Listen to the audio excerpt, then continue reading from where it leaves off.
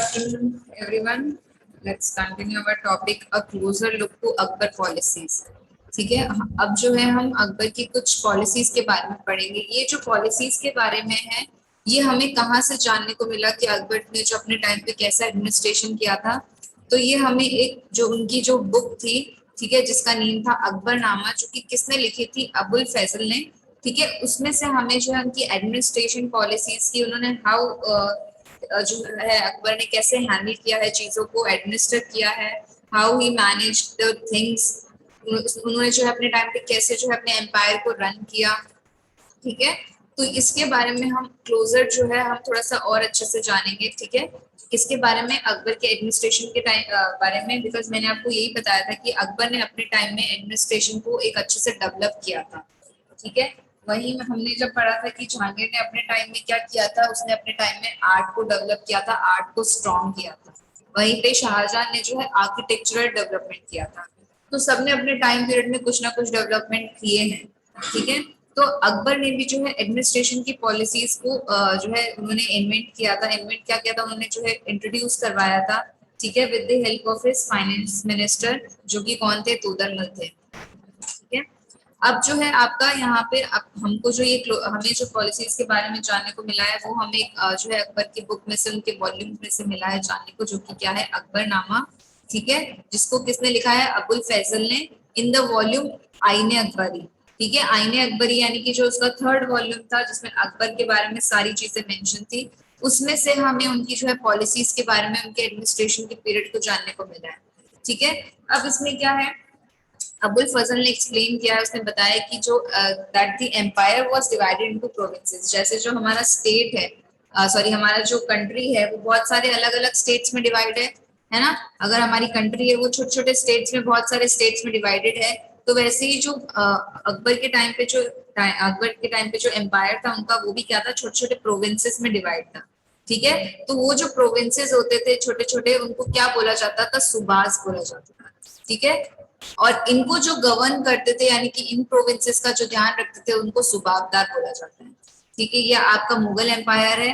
ठीक है, ये आपका मुगल एम्परर है। यहाँ पे उन्होंने क्या किया, छोटे छोटे प्रोविंसेस बना दिए। इस प्रोविंसेस का ध्यान रखने के लिए उन्होंने एक क्या बना दिया, सुबाबदार बना दिया।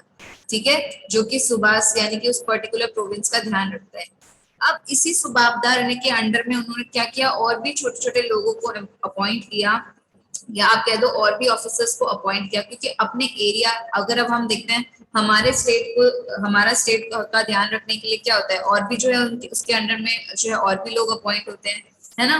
जैसे आपका जो एम्पायर, आप मान लो कि यहाँ पे जो आपका प्राइम मिनिस्टर संभाल रहे हैं।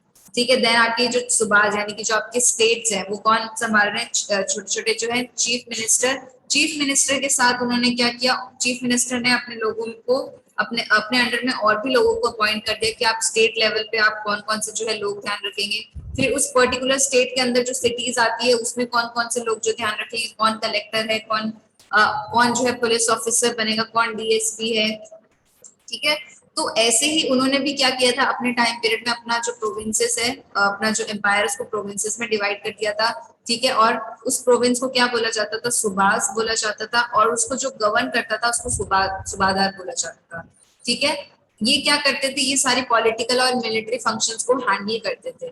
ठीक है, अब मैंने आपको बताया कि इन सुबाबदार के साथ क्या किया उन्होंने, एक और जो है जने को, बहुत सारे लोग अपॉइंट थे उनके अंडर में। ठीक है, उनके साथ में उन्होंने क्या किया, और एक और जने को अपॉइंट किया, जो कि क्या करता था, सारे जो उनके फाइनेंशियल जो है फाइनेंस वाली चीजें हैं, कि किसको कितने रुपए देने हैं, कहाँ कितने रुपए लगाने हैं, पूरा जो फाइनेंस रिलेटेड मैनेजमेंट था, वो कौन करता था, दीवान। ठीक है, तो सुबाबदार भी थे, सुबाबदार के अंडर में उनके और भी जो थे हेल्प करने वाले लोग थे। ठीक है, जिसमें से एक कौन थे, दीवान थे। उनका क्या नाम था, उनका क्या काम था, वो फाइनेंशियल ऑफिसर थे, जो कि सारे फाइनेंस से रिलेटेड चीजों को संभालते थे। ठीक है, for the maintenance of peace and order in his provinces the subahdar was supported by other officers. और मैंने आपको अभी बताया था कि उनके अंडर में क्या थे, और भी जो ऑफिसर्स वगैरह अपॉइंट होते थे। ठीक है, तो अब वो और भी जो ऑफिसर्स थे, वो कौन कौन से थे, और उस टाइम पीरियड में उनके लिए क्या टर्म यूज करी जाती थी। जैसे फाइनेंस ऑफिसर थे, तो उसके लिए दीवान यूज किया जाता था। ठीक है, वैसे मिलिट्री पे मास्टर, यानी कि मिलिट्री में जो फाइनेंशियल, जो आप कितना किसको सैलरी कितना पे करना है, ठीक है, यानी कि फाइनेंशियल इश्यूज थे, वो कौन संभालता था, बख्शी। ठीक है, यानी कि वहां पे जो मिलिट्री पे मास्टर थे उनका नाम, उनको किस नाम से जाना जाता था, बख्शी के नाम से जाना जाता था। ठीक है। Then the minister in charge of religious and charitable patronage, यानी कि आपके जो रिलीजियस एंड कल्चरल चीजों का को संभालने के लिए, उनका ध्यान रखने के लिए भी उन्होंने कुछ एक ऑफिसर को अपॉइंट किया था जिसको क्या बोला जाता है, सदर। ठीक है। और मिलिट्री कमांडर भी रखे थे जो, जिसको क्या बोला जाता है, फौजदार बोला जाता है। एंड जो टाउन पुलिस थी उनको भी उन्होंने जो है अपने अंडर में अपॉइंट किया था। जो टाउन पुलिस कमांडर थे उनको क्या बोला जाता है, कोतवाल। तो ये फौजदार, ये कोतवाल जो टर्म्स है हम आज भी यूज करते हैं, मीनिंग चेंज हो गए हैं नो डाउट, बट जो है टर्म्स देखो आप अभी भी यूज हो रही है, जो कि कहाँ से आई है, मुगल टाइम पीरियड से आई है। तो आपको ये ध्यान रखना है कि मुगल एम्पायर में, यानी कि उन्होंने क्या किया, अपने अंडर में सुबाबदार्स को रखा। सुबाबदार्स ने भी अपने पूरा प्रॉपर, एक अकेला तो वो भी कुछ नहीं कर पाएगा, वो भी पूरे प्रोविंसेस का ध्यान नहीं रख पाएगा, उसको भी किसी ना किसी की हेल्प चाहिए होती है। तो पूरी चीजों का ध्यान रखना, ओवरऑल चीजों को मेंटेन करने के लिए भी क्या किया उसने, अपने अंडर में जो है और भी ऑफिसर्स को अपॉइंट किया। ठीक है। तो वो ऑफिसर्स कौन कौन थे वो आपको ध्यान रखना है। मिलिट्री पे मास्टर को क्या बोला जाता है। देन जो रिलीजियस और चैरिटेबल चीजों का ध्यान रखता है, इंचार्ज है, उसको क्या बोला जाता है। मिलिट्री कमांडर को क्या बोला जाता है। और टाउन पुलिस के कमांडर को क्या बोला जाता है। यानी कि ये जो सारे ऑफिसर थे ये सुबाबदार के अंडर में वर्क कर रहे थे। ठीक है। ये किसकी पॉलिसीज के बारे में बताया कि अकबर की पॉलिसीज के बारे में, कि उसने जब अपना एडमिनिस्ट्रेशन किया था तो इस तरीके से किया था। ठीक है। और क्या चीजें थी, Akbar noble commanded large armies and access a large amount of revenue. अब अकबर के जो नोबल यानी कि सुबाबदार वगैरह थे, उनको क्या होता था, वो कमांड, मतलब लोगों को कमांड देना और लार्ज आर्मीज को वगैरह को मेंटेन करते थे वो। ठीक है।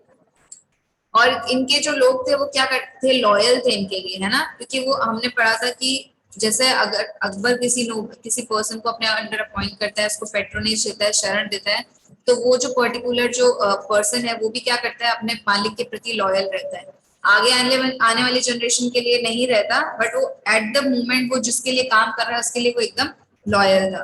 ठीक है। So while they were loyal the empire function efficiently, यानी कि जब तक उनका एम्पायर में वो लोग लॉयल थे, वो बहुत अच्छे से वर्क कर रहे थे। But by the end of 17th century, like I said कि औरंगजेब का टाइम था 1699 वाला जब टाइम पीरियड चल रहा था, जो कि औरंगजेब का था। ठीक है। उस टाइम पीरियड में क्या हो गया था, बहुत सारे नोबल्स जो है, बहुत सारे जो सुबाबदार वगैरह है, वो अपना इंडिपेंडेंट नेटवर्क बिल्ड करने लग गए।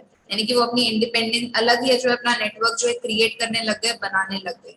ठीक है। अकबर के टाइम में क्या था, बहुत अच्छे से चल रहा था, खूब पैसा होता था, बहुत पावरफुल भी होते थे।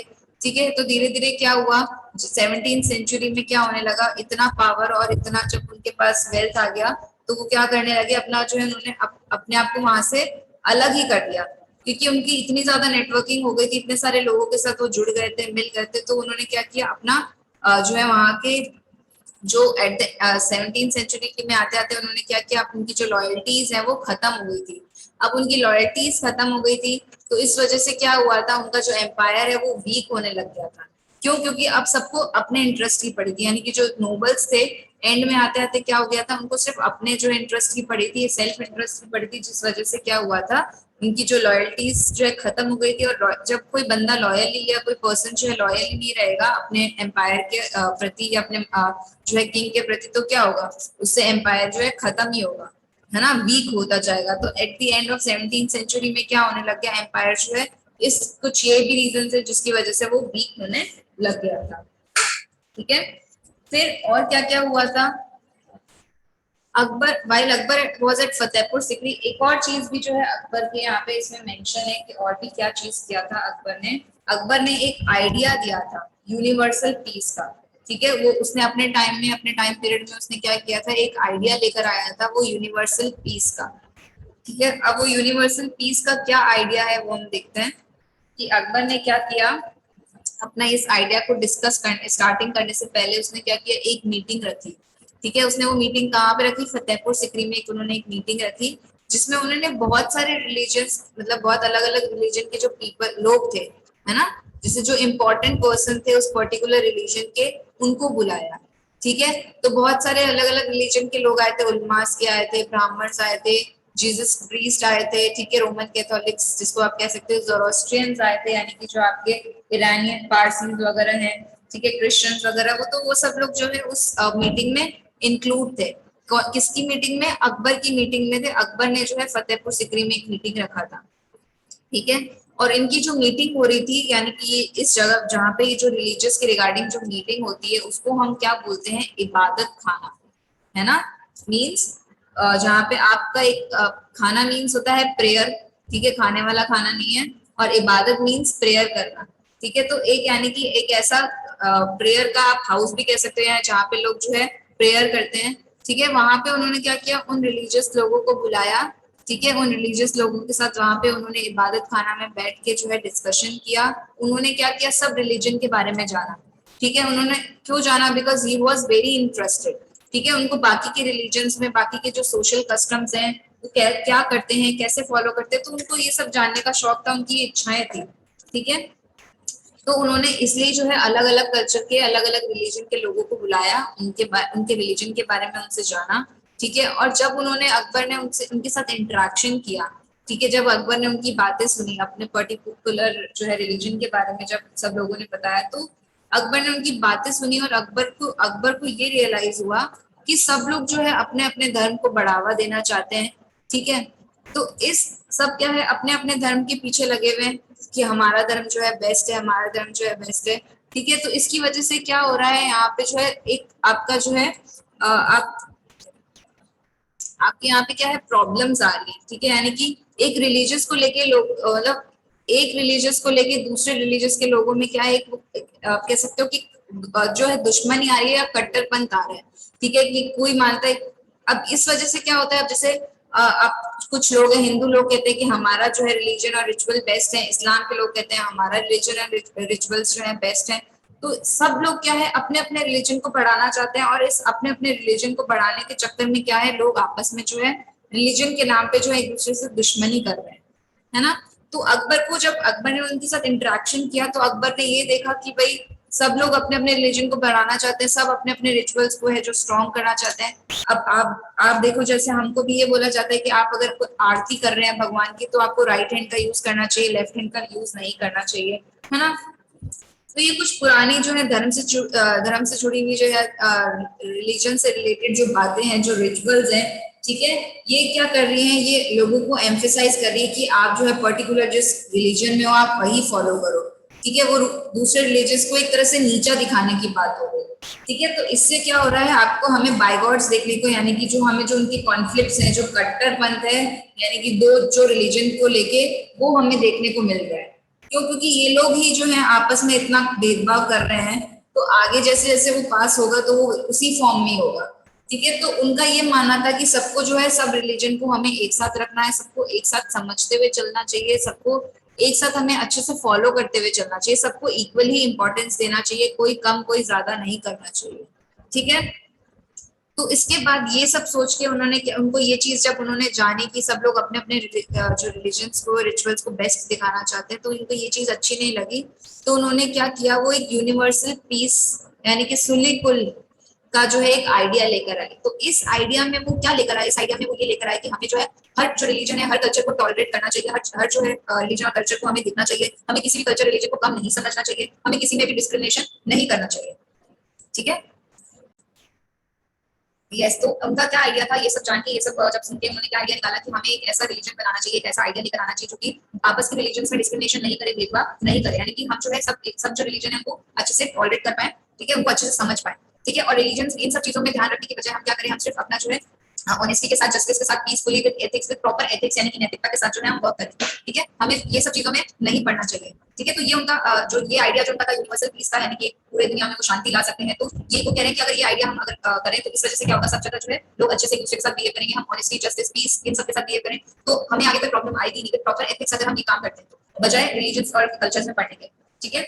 तो इसमें जो है हमको अब्दुल फैजल ने बहुत ज्यादा हेल्प करी थी इस आइडिया में, ये आइडिया को फ्रेम करने में, ठीक है। किसने हेल्प करी थी? अब्दुल फैजल ने। और ये जो आइडिया है ये आगे और किसने फॉलो किया था? जहांगीर, जो अकबर के बेटे थे, और शाहजहां। उन्होंने भले ही अपने पेरेंट्स के साथ, अपने फादर के साथ जो भी किया हो, ठीक है, बट यूनिवर्सल पीस का जो आइडिया है उन्होंने भी फॉलो किया, ठीक है। और ये जो यूनिवर्सल पीस का आइडिया है वो कौन लेकर आए थे? अकबर लेकर आए थे, ठीक है।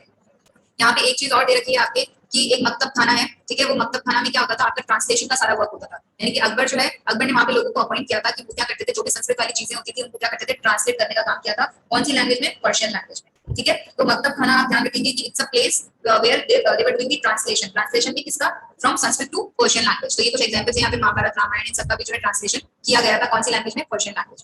ओके